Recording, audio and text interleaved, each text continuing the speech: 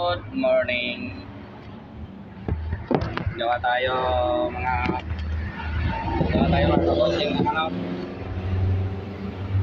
bossing sa muli ng L. Ito sira na oh.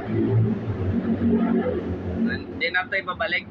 Ang gusto nila guma na lang ganito kalaki.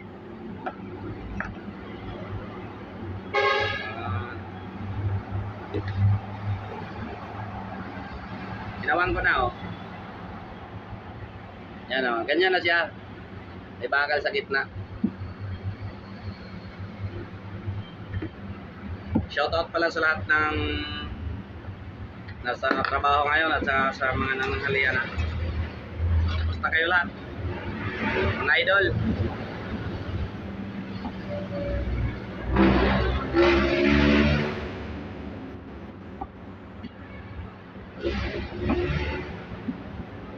Isuso to no? Oo, isuso lang. Ayun ano? L? Oo.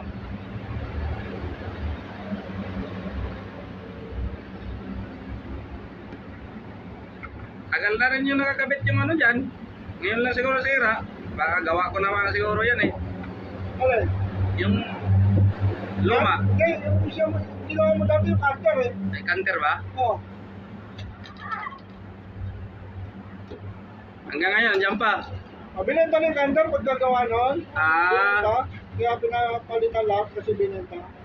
ilan na lang yung truck nyo ngayon? Isa pa lang. Ay, ito na lang. Oo. Binenta na yung tatlo eh. Pero binibiyahe pa rin, ano pa rin to? Ay, ito, sabi ni Bial na. Hindi na kasi yung hakot. Hindi, hinahila. Mga tao ngayon, puro tipid. Dahil hirap nga nang bilihin. Dahil mahal. Customer pa yata ito.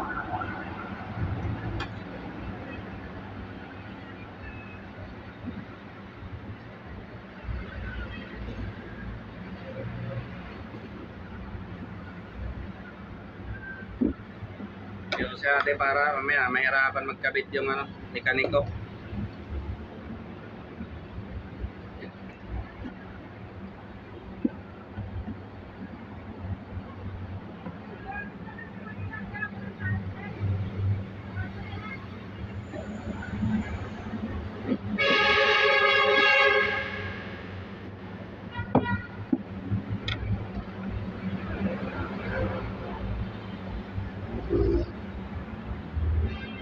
Malakit.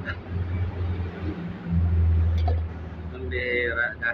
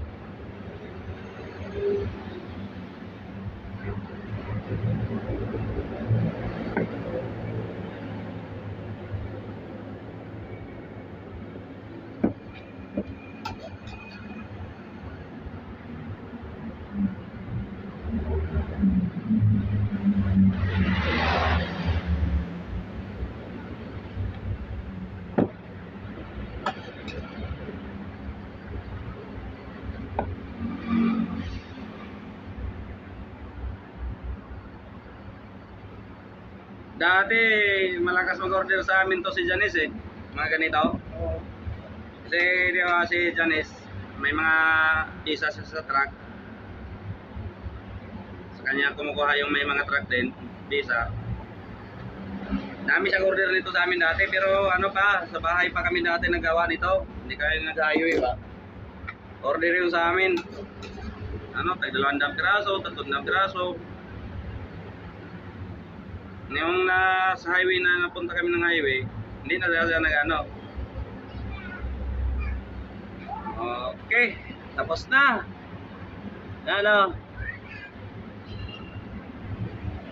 Isuso L. Bossing. Sa Molye. Likuran. Okay, boss. Ito yung pagawa, oh, bossing.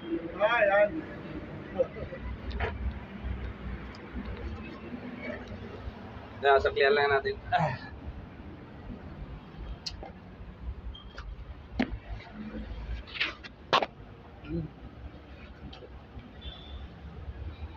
Tama-tama lang yan.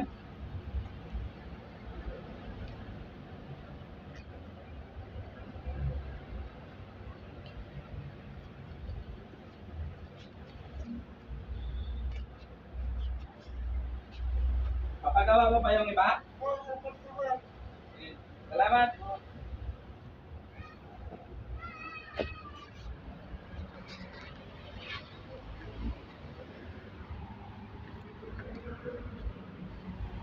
Yun.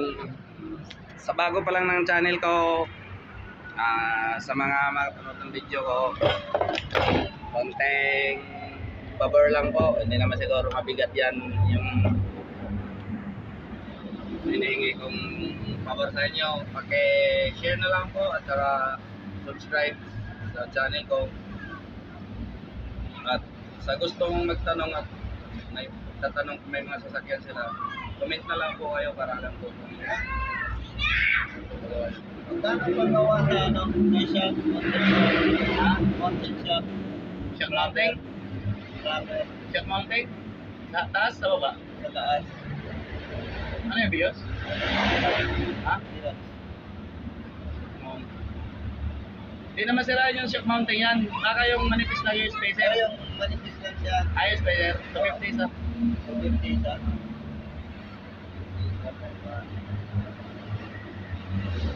Kahit 200, pwede na. Kahit 200 isa. Yun lang yung ano eh, nag-iingay yun dahil pag napudpud na yung rubber doon, naglalaro na yung mounting niya kaya lumalagotok yan dahil tumatama doon sa hood.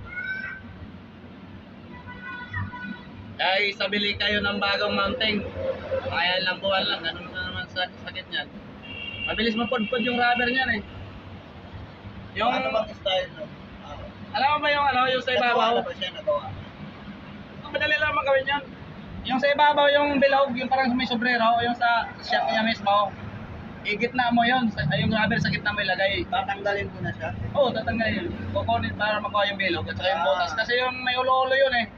Di ba kahit 300 eh? Ay, mura na yan. Parang shock lang yan ng motor. Shock nga ng motor na ganito lang kalaki, 150. Mura na yan, 400. Kahit magtanggal ka ng isa, tanggalin mo yung washer niya sa ibabaw. Kahit yung isa lang. Kaya mo naman tanggalin yan. Dali lang yung tanggalin. Kasi may ulo-ulo yun eh. Kailangan yung ulo-ulo niya magkasya doon sa ano, butas ng guma. Para pag kinabit siya, fix yung ano, pagkakabit. Sige, tanggalin ko muna. Ah, sige. Ano pa lang dito? Sige, sige. Ayan lang po, maraming salamat sa inyo. Sana ma-supportan nyo yung munting channel ko. Baka madagdagan yung mga customer ko ba, makita nila yung mga gawa ko dahil sa tulong nyo, ma-share nyo. Malaking tulong na po para sa akin yun at maraming salamat sa inyo. Saan man kayo ngayon, ingat kayo lagi. God bless. Bye.